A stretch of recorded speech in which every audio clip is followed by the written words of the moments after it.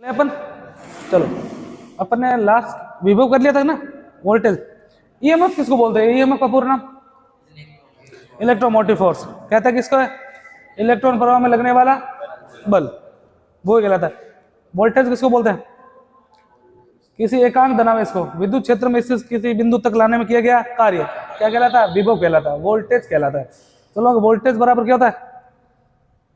Joule प्रति coulomb, W बटा Q।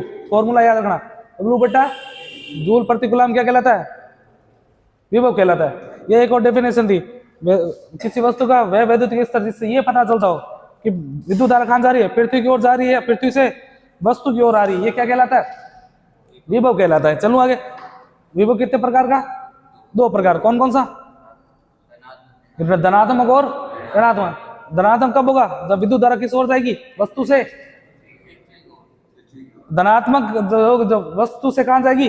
पृथ्वी की ओर जाएगी। और जब पृथ्वी से कहां चली जाएगी? वस्तु की ओर, तो ऋणात्मक। यही तो था।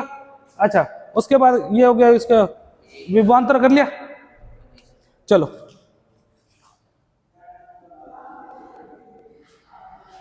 विभवांतर, पोटेंशियल डिफरेंस बोलते हैं इसको। क्या बोलते हैं? पोटेंशियल डिफरेंस, पीडी बोलते हैं। क्या बोलते हैं? पीडी, पोटेंशियल डिफरेंस कहते हैं। चलेगा। किसी चालक की दोनों सिरों पर उत्पन्न विभव यानी कि वोल्टेज, विभव का अंतर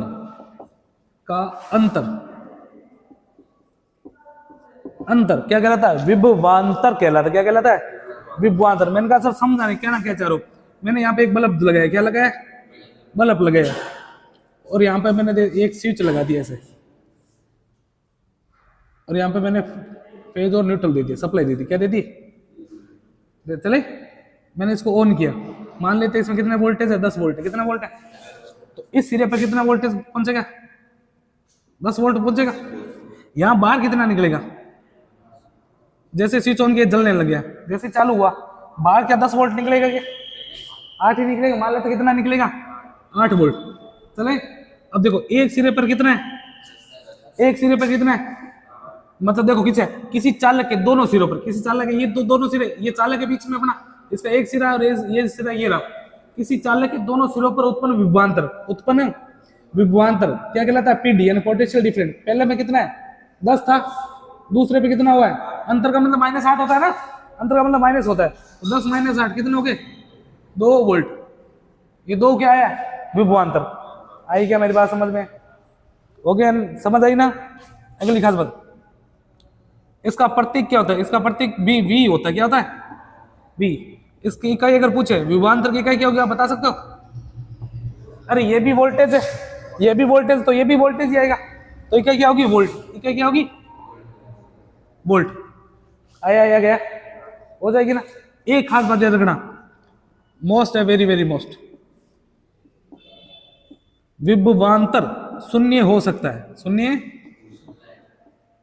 हो सकता है, परंतु कभी विभव शून्य नहीं हो सकता। विभव शून्य नहीं हो सकता, नहीं हो सकता। सर ये लाइन नहीं समझ आई मेरे। अब एक बात बताओ, ये क्या है? वोल्टेज जो आपने दिया, ये भी बाहर क्या निकला है? वोल्टेज यानी कि विभव निकला है। क्या निकला है? ये था तभी तो 2 आया।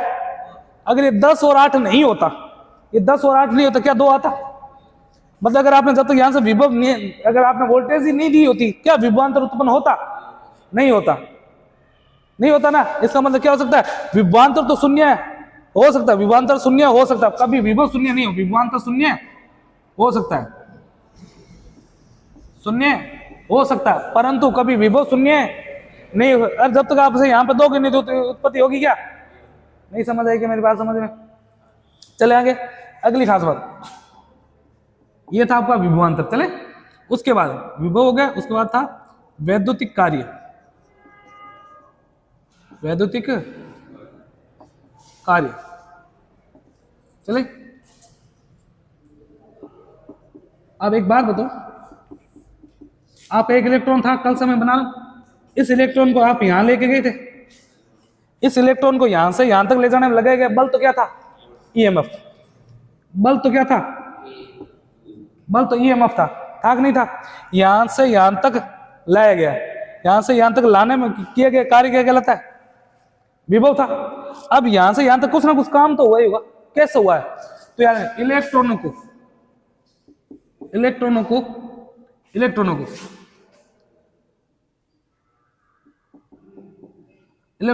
एक जगह से दूसरी जगह, ये इसकी सीधी सी डेफिनेशन याद रखो,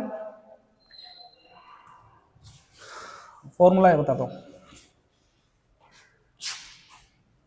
ये क्या कार्य होता है? W बराबर बल इंटू विस्थापन, बल इंटू विस्थापन। बल लगाओगे तभी तो विस्थापन होगा। इलेक्ट्रॉन पे क्या लगाया? बल लगाया, तभी तो एक जगह से दूसरी जगह गई है। चले, बल का फॉर्मूला होता क्या? बल क्या होता है? ईएमएफ। नहीं होता क्या? ईएमएफ नहीं होता। विस्थापन होता है आई into T, I into T. ये क्या होगा? वैद्युतिक कार्य। बल इंटू विस्थापन, आपको पता बल क्या होता है? EMF, electromotive force.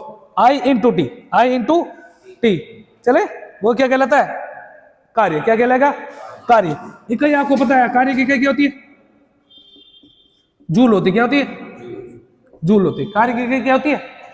जूल होती है। चलो आगे, एक टर्म लिखता हूं यहां पे, याद रखना, 1 जूल बराबर 10 की 7 अर्ग होता है। कितना होता है? 10 की 7 सीजीएस इकाई होती है। क्या होता है इसको? सीजीएस में होता है। किस में होता है? पढ़ना पढ़ी होगी आपने, उसके अंदर है। 1 जूल बराबर कितना था? 10 की 7। और ये पूछा गया सवाल है, आया हुआ है। चले क्या आगे, एक और होता है आपके पास, टर्मिनल वोल्टेज। क्या होता है? Terminal voltage.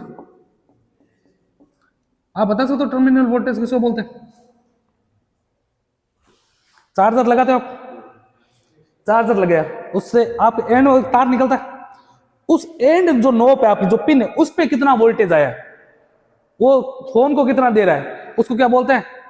टर्मिनल। उसके टर्मिनल पर कितना वोल्टेज है, उसके टर्मिनल पर कितना वोल्टेज आया। मतलब क्या लिखेंगे? किसी स्रोत पर, किसी स्रोत यानी कि सोर्स पर आने वाला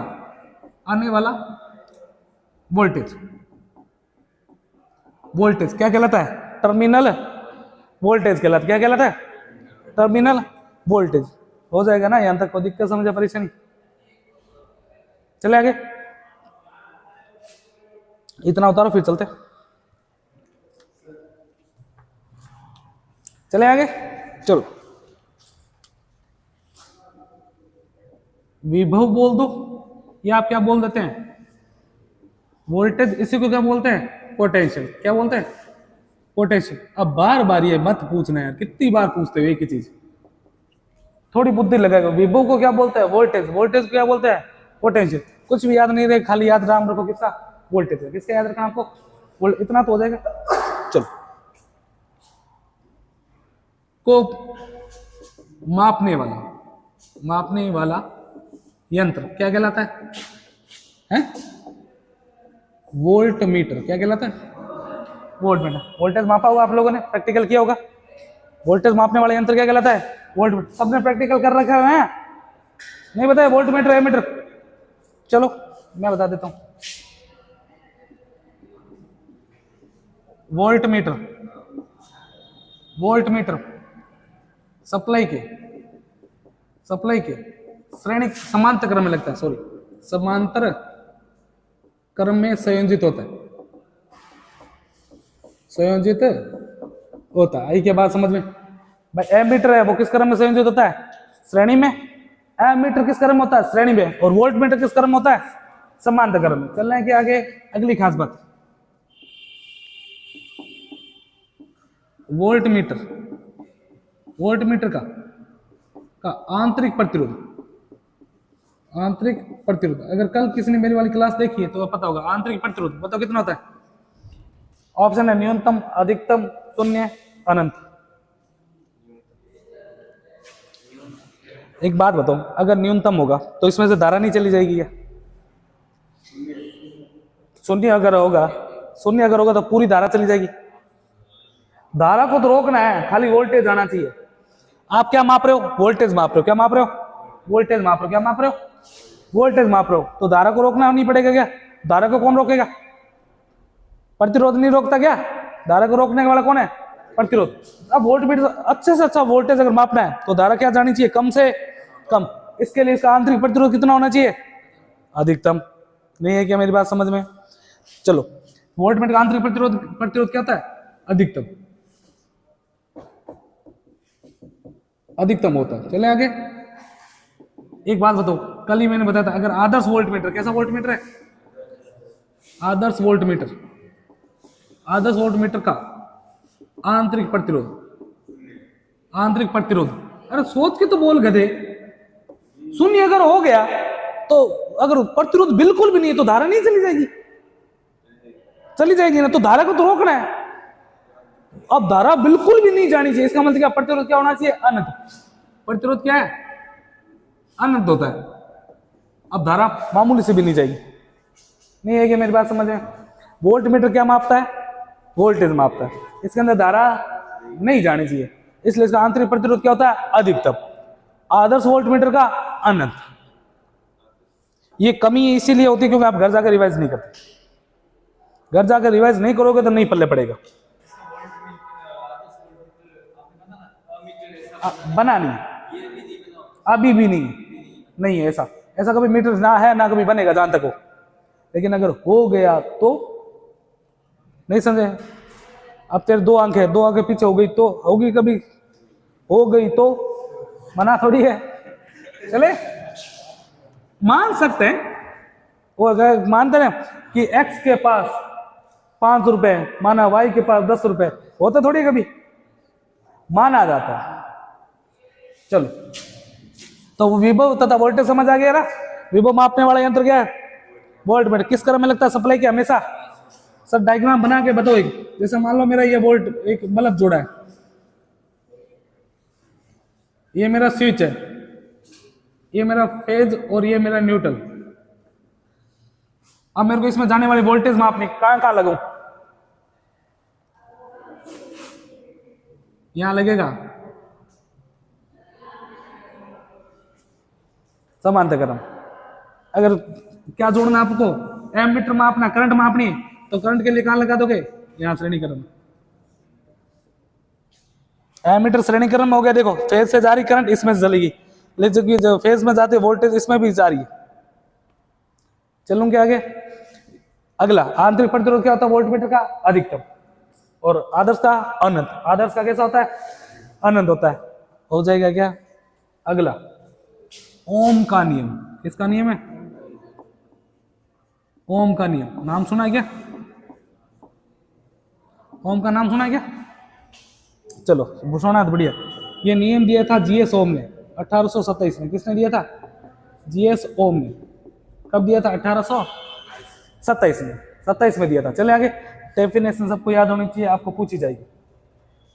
आपको कुछ आईटीआई में या अगर टेक्निकल में कुछ भी आए ना आए, आपको ओम का और किरचॉफ के नियम आने ही चाहिए।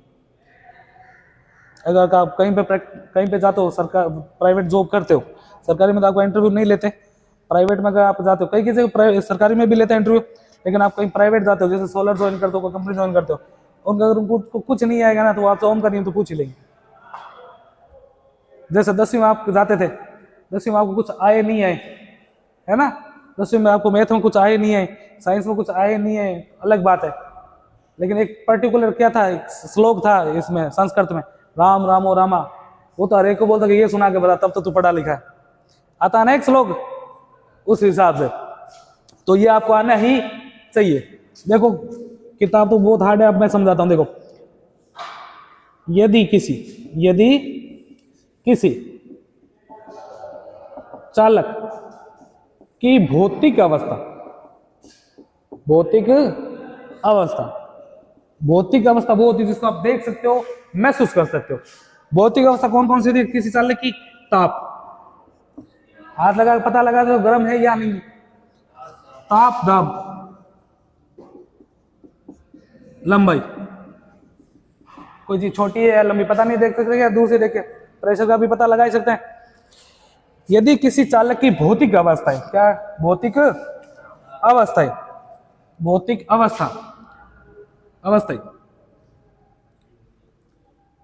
स्थिर रखी जाए, क्या रखी जाए, स्थिर रखी जाए, रखी जाए, तो उस चालक के उस चालक के उस चालक के सिरों पर उत्पन्न विभवांतर, उत्पन्न विभवांतर विभवांतर विभवांतर उस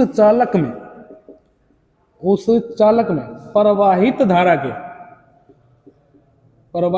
के समानुपाती होता है।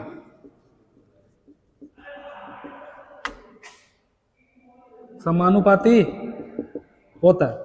डेफिनेशन इतनी बड़ी लग रही है, कुछ नहीं है, ये चालक है, क्या है, एक पढ़ा चालक है, चले, एक अपना क्या है, चालक है। इसकी आपने क्या क्या स्थिर रखनी है, लंबाई स्थिर रखनी, क्या स्थिर रखनी है, लंबाई, लंबाई स्थिर रखनी है, दाब, इस पे दाब, और इसका टेम्परेचर क्या रखना है, स्थिर। यदि किसी चालक की भौतिक अवस्था, ताप दाब लंबाई को स्थिर रखा जाए, तो इसके सिरों पर उत्पन्न विभवांतर प्रवाहित धारा के क्या होता है, समानुपाती, V समानुपाती I, जिसमें ओम के नियम में V क्या है, वोल्टेज है, विभवांतर है, क्या है, विभवांतर है। I क्या, मेरी बात समझ, इतना रटने की जरूरत है क्या, इस एक से याद हो गया। किसी चालक की भौतिक अवस्था है, ताप दाब लंबाई को स्थिर रखा जाए, तो उस चालक में प्रवाहित धारा, उस चालक के उत्पन्न सिरों पर विभवांतर प्रवाहित धारा क्या होता है, समानुपाती होता है। कोई दिक्कत समस्या परेशानी यहां तक। अगली खास बात, तो ओम का नियम क्या निकल गया, V समानुपाती I, आया कि नहीं है, आया गया। चले, अब आपको पता है समानुपाती रखते नहीं है ना, समानुपाती जैसे हटाएंगे तो आएगा एक स्थिरांक, इसको बोलते हैं R, क्या बोलते हैं, R। चले क्या, तो ओम का नियम बन गया था V बराबर IR, वीर बन गया, क्या बन गया, वीर, V बराबर IR। चलें क्या, इसमें ये वोल्टेज कहलाएगा, ये धारा कहलाएगी, और ये क्या कहलाएगा, प्रतिरोध, क्या कहलाएगा, प्रतिरोध। चले, अब ये काम किस पे करता है सर, AC या DC पर, मोस्ट सवाल है, ध्यान रखना। ओम का नियम किस पे काम करता है, DC पर। किससे काम करता है, DC पर, लेकिन AC पर प्रिंसिपल लगा देते हैं, AC पर भी काम ले लेते हैं, क्योंकि उसमें प्रतिरोध लगे होते हैं, क्या लगे होते हैं, DC करंट का मुख्य अभिव्यक्ति क्या है, प्रतिरोध। जहां पे प्रतिरोध होगा वहां पे DC का नियम लग जाएगा, जहां पे प्रतिरोध होगा वहां पे DC का नियम लग जाएगा। DC का प्रमुख अवयवी अगर बोला जाए तो क्या है, प्रतिरोध है, क्या है, प्रतिरोध है। चले, इसलिए AC पे भी ये काम करता है, लेकिन दिया किस पे गया था, DC पर। तो पूरी डेफिनेशन लिखे क्या, यदि किसी बंद DC परिपथ में, पूरी डेफिनेशन तो ये, यदि किसी बंद DC परिपथ में किसी चालक की भौतिक अवस्था ताप दाब लंबाई को स्थिर रखा जाए, तो उसके चालक के सिरों पर उत्पन्न विभवांतर प्रवाहित धारा के समानुपाती होता है। पूरा नियम तो ये, वरना कंफ्यूज हो जाते हैं ना, धीरे धीरे किया हुआ काम अच्छा लगता है। ओम का नियम न किस पे दिया गया था, DC पर। किस पे दिया गया था, DC पर दिया गया था। चले आगे, यहां तक कोई दिक्कत समझे, परेशानी हो जाएगा ना, उतारो फिर चलते हैं।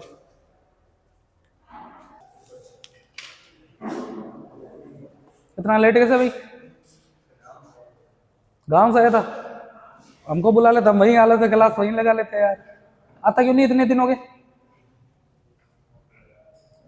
घाटा तेरा ही हो रहा है, बैठ जा, कोई नहीं। क्या हो गया था लास्ट, हो गया चैप्टर, नहीं चैप्टर हो गया क्या, तो तू बोल रहा था कहाँ हो गया।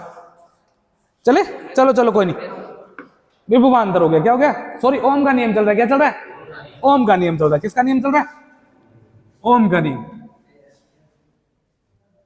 ओम का नियम। एक बार डेफिनेशन बोल के सुना सकते हो क्या, किसी बंद DC परिपथ में, किसी बंद DC परिपथ में यदि किसी चालक की भौतिक अवस्था है, किसी चालक की भौतिक अवस्था है,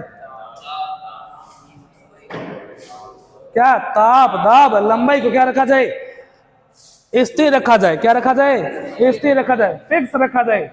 तो चालक के सिरों पर उत्पन्न विभवांतर, चालक के सिरों के ऊपर उत्पन्न विभवांतर प्रवाहित धारा के, प्रवाहित धारा के समानुपाती होता है। V समानुपाती I, जहां से समानुपाती हटा था तो क्या आ गया था, V बराबर IR आ गया था। क्या आ गया था, IR आ गया। चले एक आप पढ़ोगे त्रिभुज का नियम, त्रिभुज नियम, ओम का त्रिभुज नियम। त्रिभुज तो बनाना आता ही आप लोगों को, और आता है क्या,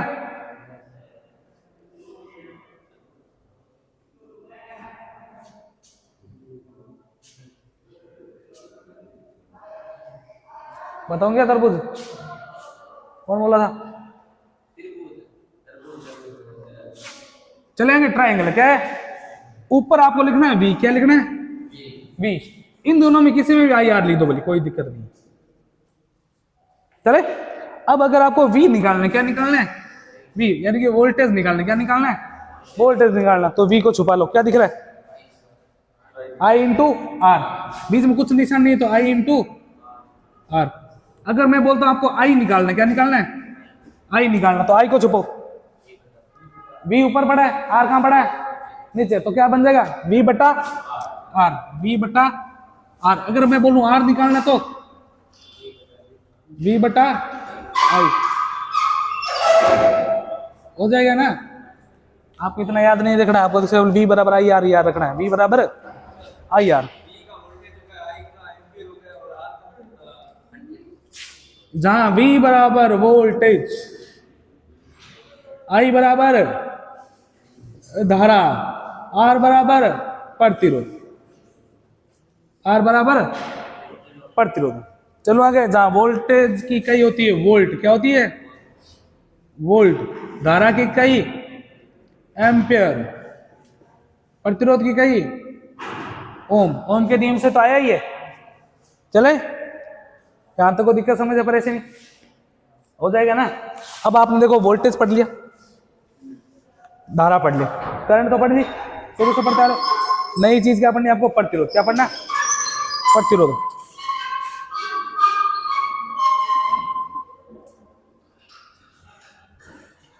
प्रतिरोध, रेजिस्टेंस पढ़ना। क्या आपको पढ़ना है, रेजिस्टेंस पढ़ना। क्या पढ़ना आपको, प्रतिरोध।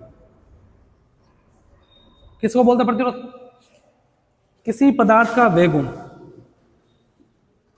किसी पदार्थ का वह गुण, वह गुण जो धारा के मार्ग में, धारा के मार्ग में बाधा उत्पन्न करता है। क्या उत्पन्न करता है, बाधा उत्पन्न करता है, करता है। क्या कहलाता है, प्रतिरोध कहलाता है। चलेंगे आगे, किसी पदार्थ का वह गुण, किसी पदार्थ का वह गुण तो क्या करता है, धारा के मार्ग में बाधा उत्पन्न करता है। पानी पिया जाके, धारा के मार्ग में क्या उत्पन्न करता है, बाधा उत्पन्न करता है। क्या कहलाता है, प्रतिरोध कहलाता है। क्या कहलाता है, प्रतिरोध कहलाता है। क्या कहलाता है, प्रतिरोध कहलाता है। कोई दिक्कत समझे, परेशानी यहाँ पे। अपने शरीर में कई बार जुकाम होता है, बुखार भी होता है, चोट लग जाती है, कई बार बिना दवाई लगाए ठीक हो जाती है, नहीं हो जाती। क्या कारण कि अपने शरीर में भी एक रेजिस्टेंस पावर है। क्या उसको बोलता है, रेजिस्टेंस पावर, यानी कि एंटीबॉडी। अपने शरीर में भी क्या है, एंटीबॉडी है, जो अपने को शरीर, जैसे WBC है ना, जिसको सैनिक कोशिकाएं बोलते हैं। अगर आप कभी साइंस पढ़ोगे तो पता चलेगा।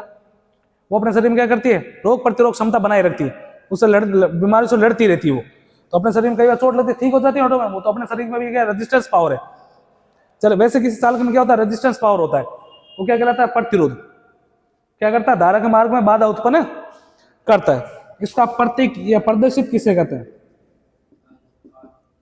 मोटोड़े आर से, कैपिटल आर से करता है। किससे करता है, कैपिटल आर से करते हैं। इसकी इकाई,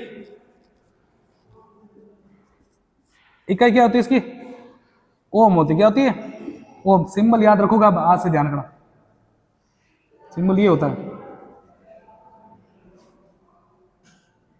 ये किसका सिंबल है, ओम का सिंबल। किसका सिंबल है, ओम का सिंबल है। इसका फॉर्मूला देखो, आर बराबर rho dot L upon area, rho dot L upon area, rho dot L upon area. Sir इसका मतलब जहां आर बराबर आपको पता है क्या होता है, प्रतिरोध। अरे होता है कि नहीं होता है, प्रतिरोध होता है। अच्छा रो, इस टेड पी को बोलते हैं रो, क्या बोलते हैं, ये होता है विशिष्ट प्रतिरोध। क्या होता है, विशिष्ट प्रतिरोध, विशिष्ट प्रतिरोध। कई सारे सालों तक सबका पढ़ा था ना आप लोगों ने, विशिष्ट प्रतिरोध। एक होता है लंबाई, एक होता है एल का मतलब क्या होता है, चालक की लंबाई, चालक की लंबाई। एक होता है आपका क्या, ए फॉर एरिया, यानी कि क्षेत्रफल, क्षेत्रफल। यहां तक कोई दिक्कत समझे, परेशानी हो जाएगा क्या, अरे हो जाएगा क्या। अब एक बात बताओ, विशिष्ट प्रतिरोध आपने इकाई पढ़ी थी आप लोगों ने, विशिष्ट प्रतिरोध की क्या होती है, विशिष्ट प्रतिरोध की इकाई देखो, दोबारा फॉर्मूला लिखता हूं, आर बराबर rho dot L upon area, rho dot L upon area. चल आगे, विशिष्ट प्रतिरोध की इकाई होती है ओम इंटू मीटर, याद नहीं आ रहा क्या, विशिष्ट प्रतिरोध पीछे लिख रहे हैं भाई, चांदी का कितना होता है 1.64 इंटू 10 की घात -8 ओम इंटू मीटर, याद नहीं आ रहा। तो तांबे का कितना था 1.72 इंटू 10 घात -8 ओम, ओम सेमी था वो तो, सेंटीमीटर कितना था -6, अरे था कि नहीं था, ओम इंटू मीटर था ना, ऐसा ही इकाई क्या होती है ओम इंटू मीटर। तो प्रतिरोध के वो देखो, रो के नीचे मैंने क्या लिख दी, ओम इंटू मीटर, ध्यान से समझना। फिर देखो बीच में क्या है, किसका निशान है, डॉट है ना, डॉट को बोलते हैं गुणा, क्या बोलते हैं, गुणा।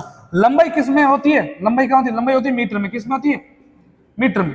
तो लंबाई मैंने लिख दी मीटर में, लंबाई किस में होती है, क्षेत्रफल आपको पता है किस में होता है, मीटर स्क्वायर में, किस में होता है, मीटर स्क्वायर में। तो मैंने यहां पे लिख दिया metre into metre, metre into metre, तो मीटर स्क्वायर नहीं हो गया। ये लाइन समझ है कि नहीं, मैंने सबकी इकाइयां लिखी, खाली क्या लिखी है, इकाइयां। रो की लाइन विशिष्ट प्रतिरोध की इकाई ओम इंटू मीटर, बीच में का निशान डॉट, डॉट का मतलब गुणा। लंबाई किस में मापी जाती है, मीटर में। एरिया किस में होता है, मीटर स्क्वायर, यानी कि मीटर इंटू मीटर। देखो एक मीटर से एक मीटर नहीं कट गया, इस मीटर से ये मीटर नहीं कट गया, इधर क्या बच गया, ओम, इधर क्या बच गया, इसलिए बोलते हैं प्रतिरोध की इकाई क्या होती है, ओम। प्रतिरोध की इकाई क्या होती है, ओम होती है। प्रतिरोध की इकाई क्या होती है, ओम। यहां तक को दिक्कत समस्या परेशानी। प्रतिरोध ज्ञात करने का फॉर्मूला क्या होता है, आर बराबर rho dot L upon area. रो मुंह मत फाड़ा करो, जब मैं मेरा पार कर चल रहा है, नींद आ रही है क्या, जाके मुंह धोया। रो dot L upon area, rho dot L upon area, जहां पे आर बराबर प्रतिरोध, रो मतलब विशिष्ट प्रतिरोध, एल अपॉन लंबाई, एल बोले तो लंबाई, ए बोले तो क्षेत्रफल, ए बोले तो क्षेत्रफल। जहां पे विशिष्ट प्रतिरोध की क्या होती है, ohm into metre, ohm into metre, ohm into metre होती है। लंबाई की क्या होती है, लंबाई किसे मापते हैं, मीटर में, किसे मापते हैं, मीटर में। एमकेएस प्रणाली की बात करो मैं, एमकेएस नाम सुना क्या, दूरी मीटर में, भार किलोग्राम में, समय सेकंड में, पहले करवा चुका है पनिया। और क्षेत्रफल किस मापा जाता है, मीटर स्क्वायर में, किस मापा जाता है, मीटर स्क्वायर में। यहां तक उतारो फिर चलते हैं, 1 मिनट चालू करो। हाँ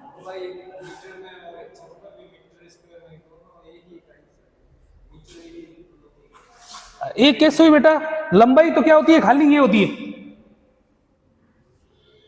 जैसे कपड़ा ले लिया तूने, एक संदूक है, एक ये अपना बॉक्स है, क्या है, बॉक्स है। अब ये मैथ की चीज है भाई, बॉक्स है, इसकी अगर एक लंबाई देखे ना, एक लंबाई, तो लंबाई मैंने मान ली कितनी है, 2 मीटर, कितनी है, 2 मीटर है।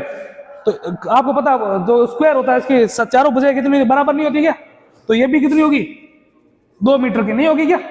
अब इसका क्षेत्रफल, अब इसको पूरे कपड़े से ढकना है, इसका क्षेत्रफल कितना होगा, वर्ग का क्षेत्रफल कैसे ज्ञात करते हो, भुजा स्क्वायर नहीं होता क्या, भुजा स्क्वायर। तो भुजा कितनी है, 2 इंटू 2 कितनी होगी, 4 मीटर इंटू मीटर भी तो पीछे, तो मीटर स्क्वायर। क्षेत्रफल हमेशा किस मापा जाता है, मीटर स्क्वायर में। आयतन किस मापा जाता है, क्यूब में। ये तो छोटी चीजें आपको पढ़ानी चाहिए। चला गया, प्रतिरोध ज्ञात करने का फॉर्मूला क्या बताया था सबने,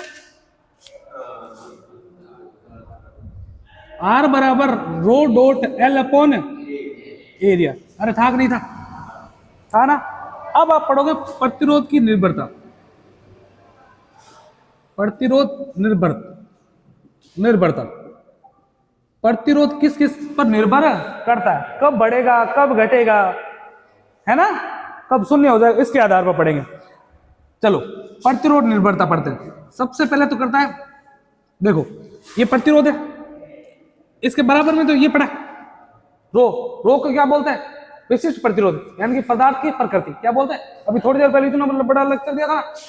अब किसी का विशिष्ट प्रतिरोध कम है, किसी का ज्यादा है ना, तो इसको बोलते हैं पदार्थ की प्रकृति, वो बना ही ऐसा है, मतलब इसके बराबर में पड़ा है ना, इसका मतलब आर समानुपाती रो होता है। नहीं हो गया क्या? इसके समान बराबर में पड़ा है ना, तो आर समानुपाती रो, यानी पदार्थ की प्रकृति। पदार्थ की प्रकृति, प्रतिरोध प्रकार पदार्थ की प्रकृति के क्या होता है? समानुपाती। जितना अच्छा चालक उतना कम प्रतिरोध। मतलब क्या होता है? समझ आ गई मेरी बात? अगली खाट बात। दूसरा देखो, प्रतिरोध जो होता है वो लंबाई के, देखो ऊपर ऊपर ही तो पड़ा है लंबाई, तो लंबाई के क्या होगा? समानुपाती। आर समानुपाती एल। प्रतिरोध लंबाई के समानुपाती होता है, समानुपाती होता है। चलो आगे। मैंने कहा सर समझा नहीं, बताना क्या चाह रहे हो? वो देखो एग्जाम्पल के तौर पर समझते हैं। किसी चालक का प्रतिरोध, किसी चालक का प्रतिरोध 4 ओम है। कितना ओम है? 4 ओम है। यदि इसकी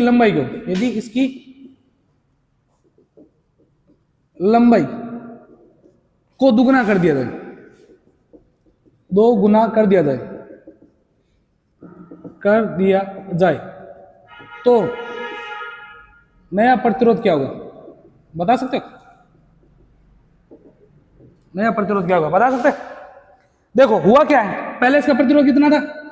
4। कितना था? 4 था। अब इसने क्या लंबाई कर दी? दुगनी। क्या लंबाई कर दी है? दुगनी। लंबाई दुगनी कर दी। आर समानुपाती क्या होता है?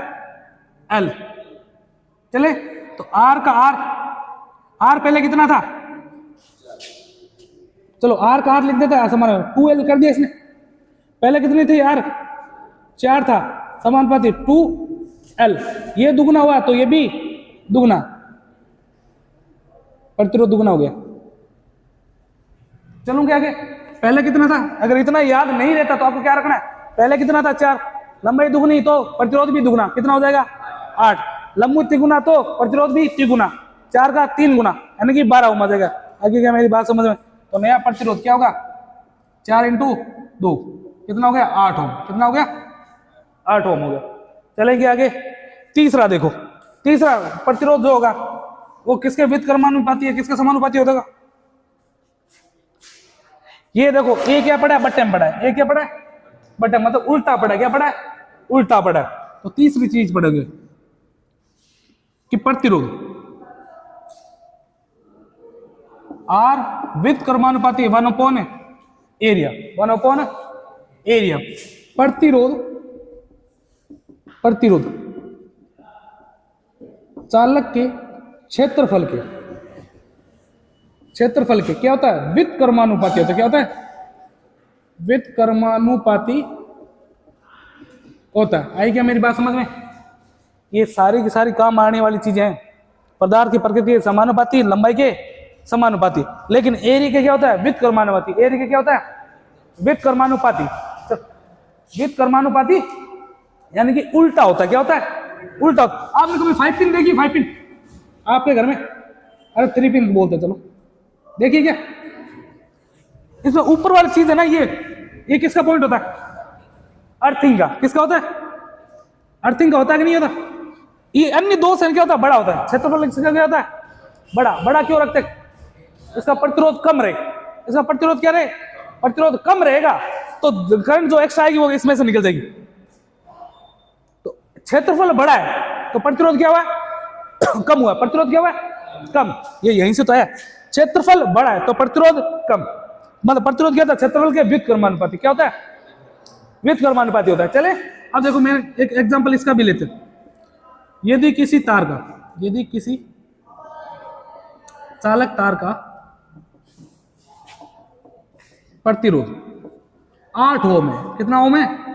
8 ओम है, 8 ओम है, 8 ओम है। यदि इसके क्षेत्रफल को, इसके क्षेत्रफल को, क्षेत्रफल को दुगना कर दिया जाए, दुगना कर दिया जाए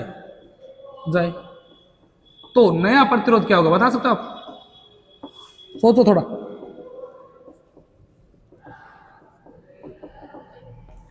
एक चालक तार का प्रतिरोध कितना है? 8 ओम है। कितना है?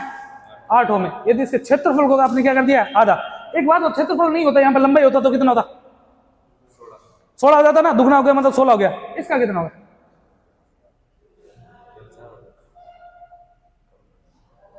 4 हो गया, सीधी सी बात है, शाबाश।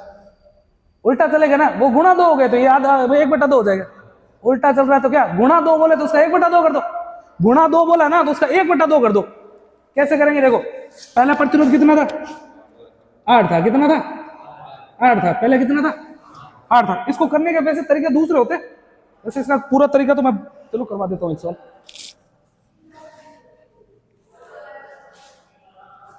देखो, प्रतिरोध ज्ञात करने का फॉर्मूला देता है rho dot L upon area, L upon area. जहां पर आपने विशिष्ट प्रतिरोध नहीं दिया तो छोड़ो, विशिष्ट प्रतिरोध नहीं दिया तो छोड़ो, लंबाई नहीं दी ना तो छोड़ो, तो अपन क्या लिख देंगे? आर बराबर 1/a। पहले इसकी वैल्यू कितनी थी? 8 थी। कितनी थी? 8 थी। इस पूरे की वैल्यू कितनी थी? 8। अब इसने देखो नया प्रतिरोध पूछा ना, तो नया प्रतिरोध का फॉर्मूला भी तो यही होगा, 1/a। नहीं होगा क्या? विशिष्ट प्रतिरोध नहीं दिया तो नहीं लिखा, 1 लिख दो सही उसकी जगह, तो लंबाई को 1 लिख दो, एक ही बात है। अब इसने क्या कर दिया? r बराबर 1/2a। नहीं कर दिया क्या? 1/2a कर दिया ना, तो r का r यहां लिख दो, r का r। इसको मैं ऐसे लिख सकता हूँ क्या?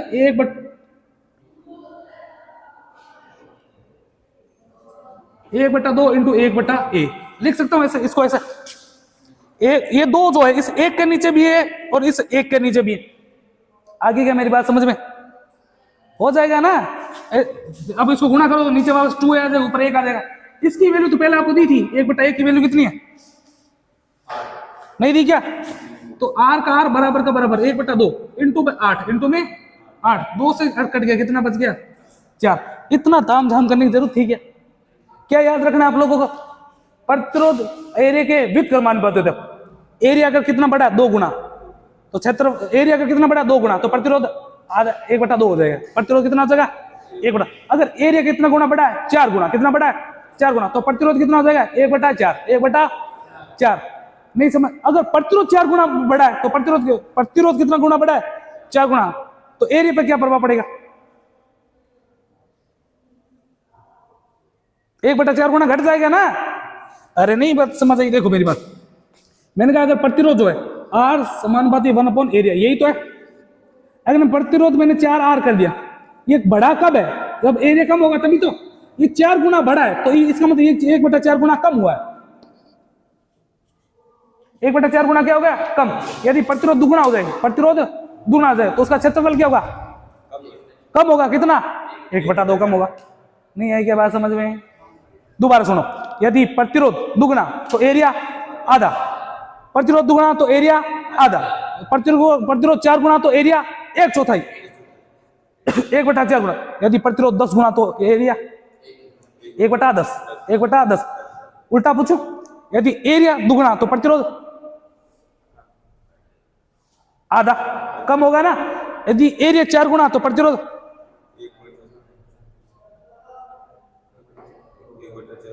1/4। यदि एरिया 1/10 तो ये 10 गुना बड़ा है। अगर एरिया 10 गुना बड़ा है तो वो 1/10। आगे क्या मेरी बात समझ में? कोई दिक्कत समझ या परेशानी?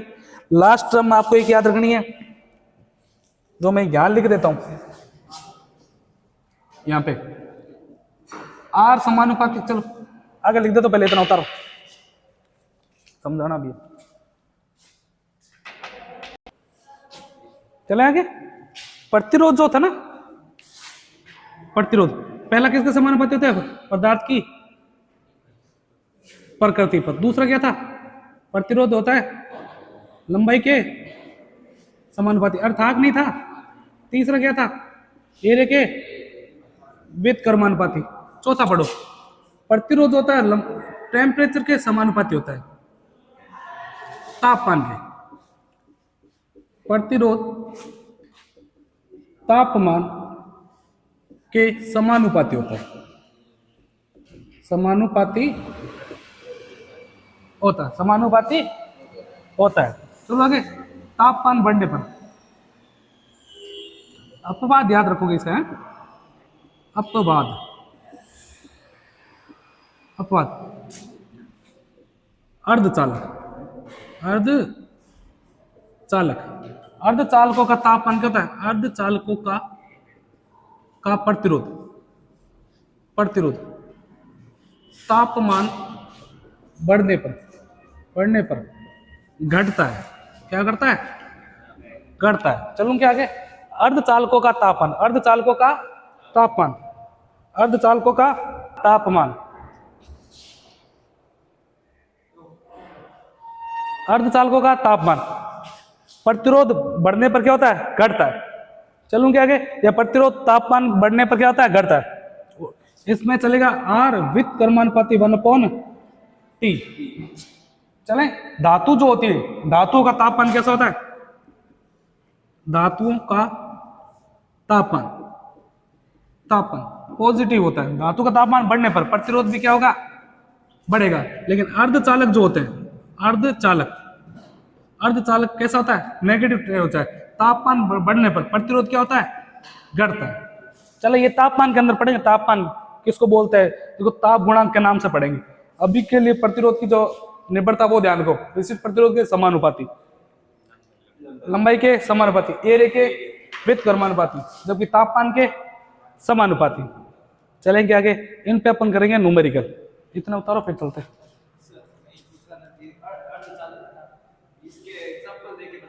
अर्धचालक एग्जाम्पल के तौर पर कार्बन, अर्धचालक है, कार्बन है, सिलिकॉन है, सिलिकॉन, जर्मेनियम, वे पदार्थ पढ़ा दिया ना, चालक है, चालक, अर्धचालक, वे पदार्थ जिनके बाह्यतम कक्षा में कितने इलेक्ट्रॉन होते हैं? पूरे 4। वो क्या कहलाता है? अर्धचालक कहलाता है। ये करवा दी पहली वाली क्लास, देखना।